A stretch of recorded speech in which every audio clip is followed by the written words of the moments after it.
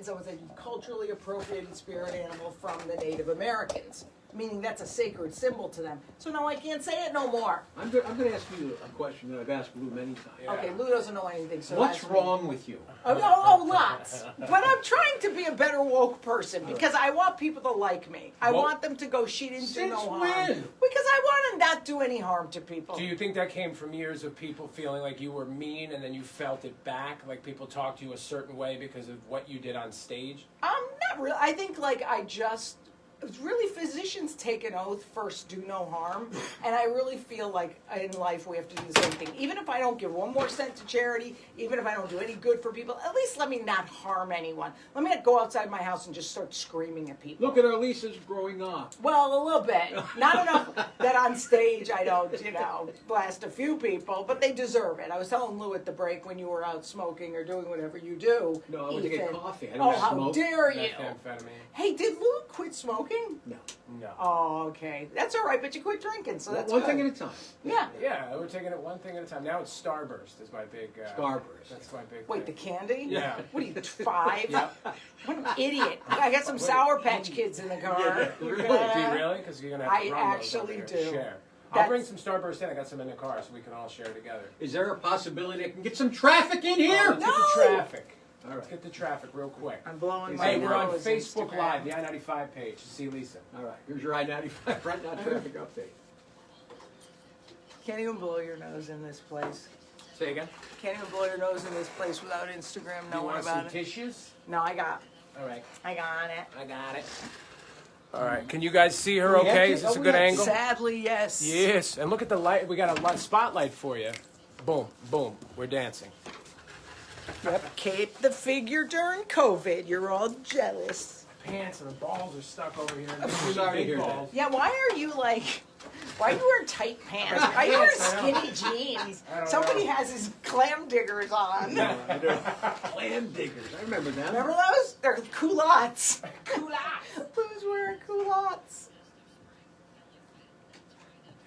Thank you, Kelly. I appreciate that. 7:51. We're looking cloudy rain this afternoon. 59. Let's start out with some listener questions for our special guest and our friend Lisa Lampanelli. I have in the one studio. question before. Oh, right. I knew that was coming. Where is my show and how can they see it? Oh, yes. Got it right here. Not on. And what is the description of my show, which is not Lisa stand-up comedy? Lampanelli.com for tickets and information. So Lisa's Sit Down and Shut Up show. Let me ask you, April 24th. April 24th. April 24th at the Fairfield Theater Company, and it's also a live stream, so if you're afraid of the COVID, even though there's socially distant tickets, you can also get tickets for that at the live stream at lisalampanelli.com. It's not stand-up, but it's funny. Let me ask you a question, because I was at one of your Yes, shows. my friend. The Waterbury Palace. Oh, wow, yeah.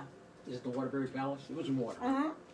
Is it the same kind of show? Nope. What I decided right before COVID hit, before anyone knew that was going to happen, I Yeah. said, I want to do a show where somebody and I just have a conversation about all these issues that lead into stories about You our had a lot lives. of people there. Yeah.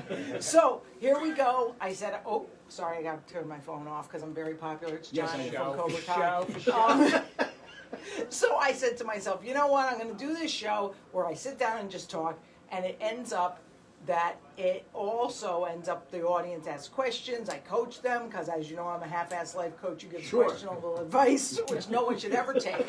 And then at the end, I do a roast because, honestly, there's some people who deserve to be roasted. Yeah. And those people are like Ted Cruz's beard, things like Yeah.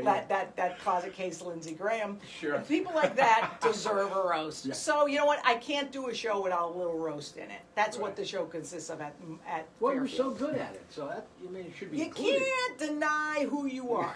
But I feel like in the beginning, when you made this transition and you retired from stand-up and you were doing the positivity and the life coaching, I feel like there was a little bit of you that was saying, I'm completely done with that. And then we saw a Right. transformation where you said, I am who I am.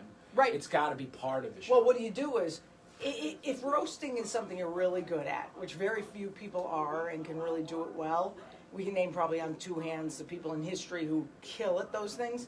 You go, yeah, but let me just roast the people who actually deserve it. So Right. instead of going up and getting Alec Baldwin or these dumb celebrities, what good does that do? It does better to say, look, these other people are evil and terrible, and we have to make fun of them. So, But sometimes that's harder when you feel like the character is obvious to attack.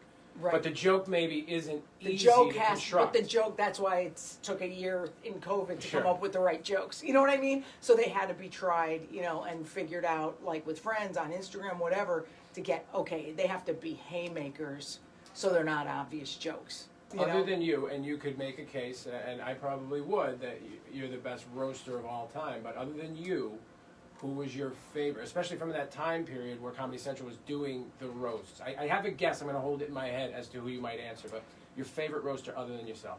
Well, you know, I love Jeff Ross. Yeah. Because we're friends, and also because he's really good. But you want to know what's weird on the roast? Greg Giraldo. That's it. Even though we were not friends, and actually I've talked about how we just hated each other for some reason. I don't even know why. I still Really? haven't figured out why. He always... They made him not look as good on the roast, on the televised version. He always killed harder in the room, and it never translated as well. Was he nasty? Was he bad to production staff? No, Something like that? no. I don't think they did it on purpose. Oh. I think, though, in the room, you are literally on the floor crying. And then I'd watch it on TV, and I go, why does Jeff Ross seem funnier than Greg? Like, they're both Yeah. killed, but Jeff seems funnier. Let me tell you something. Giraldo was one of the kings. Yeah. You know, it was all over. And what sucks too, Nick DiPaolo, Jim Norton, those guys were amazing, but they didn't have them on that much because they didn't have as much credits. Okay. You know, they weren't as famous. Jim Norton, I'm telling you, pound for pound, watch the Gene Simmons roast. If you just go to YouTube and watch the Gene Simmons roast, Jim Norton is so funny. Plus, I was happy that Jim Norton asked me to put one of my jokes in his book Yeah. that I said about him, which was, look at this dais, and I named all the ugly people on the dais. I go, you know a dais is ugly when they invite Jim Norton as eye candy. And he goes, I love that joke. Can we? I put it in my book, and I was like, hell yeah. You know what I love about Nick is that, you know, they say that kind of like, with telling jokes, it's an act of aggression. You feel something even angrier than the joke represents. I feel like Nick is just mean and Well, good he's at it. genuinely angry. He's genuinely angry. Which is I think that is a drawback, but also like he's true to himself. Yeah. He So stiffed there's us. yeah. What, But what? no, I love Nick. He What stiffed us. I don't like him. What do you mean? He was supposed to come in Oh, live, he's and getting he a didn't little call. No. He didn't show up. I've had that happen. Yeah. Where It I happens, mean, though. in life, and it really bothers me. I go, I was just ghosted. I was ghosted. I ghosted a few people in COVID. I used Yeah. COVID to ghost people Sure. because I was like, we all had an excuse to get rid of By the way, friends. Lisa Lampanelli in studio. Yeah, fantastic. Former comedian, but terrific storyteller. in Fairfield. I used COVID to weed out the people I didn't like anymore. Because did you guys notice you didn't miss a lot of people? I didn't miss anybody or anything. Yeah. Yeah. I don't want to ever go out again. Uh-huh. I love staying home. I love being with my two little dumb dogs. do I. Dude, isn't it the best? I love being home. If anyone says to me, want to go out for coffee, I want to shoot myself in the And face. believe it or not, Sure. I don't like it it. has helped. Not that we needed any help. My relationship with my wife of like Yep. 44 years. I agree. I think it broke a lot of people up, but it made good relationships stronger. A friend of mine's a divorce lawyer. She said business is amazing. I'm like, good for you, that's dude. But also, if you're not meant to be with somebody, that's a way to find out. It'll wake you Oh, up to yeah. that, sure. I found too. I didn't hate the COVID thing. Well, my mother did get COVID, 91 years old. And she survived, thank Wow. God. Wow. And do you Good. believe this? Awesome. They said that not people over 90 are killing it because they've been through everything. Yeah. Sure, I yeah. mean, she went through the Great She probably Depression. built up immunity to Well, yeah, to unbelievable everything. levels. And raised me. Yeah. I mean, how much worse Whoa. can it be? Is she a Whoa. big fan of yours? Like, I Oh, like yeah. really Is she? supportive Oh. of your career. Dude, when I did Radio City and Carnegie Hall, both nights, her and my dad were in the front row. Filled with pride. And I called her the C word. I was, look at this old C word. When are you going to die so I can get the house? She stands up like a celebrity and Really? waves to the crowd. Great. 6,000 Awesome. people at Radio City.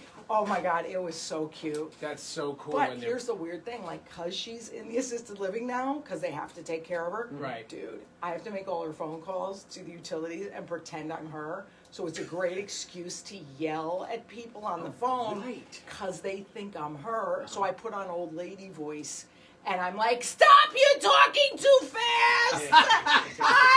They go, you do not have to yell to me. I go, I'm not yelling. And they go, okay, like she's just 91. We have to let her go. That's great. But that's a way to get my groove on. That's great. I want to jump in with Oh, a I'm sorry, you have a question? listener question here. So, hey Lisa, we're proud of what you're doing. Southern Rock Joe checking in. One question, George Carlin or Richard Pryor? Oh, wow. I was never a comedy fan.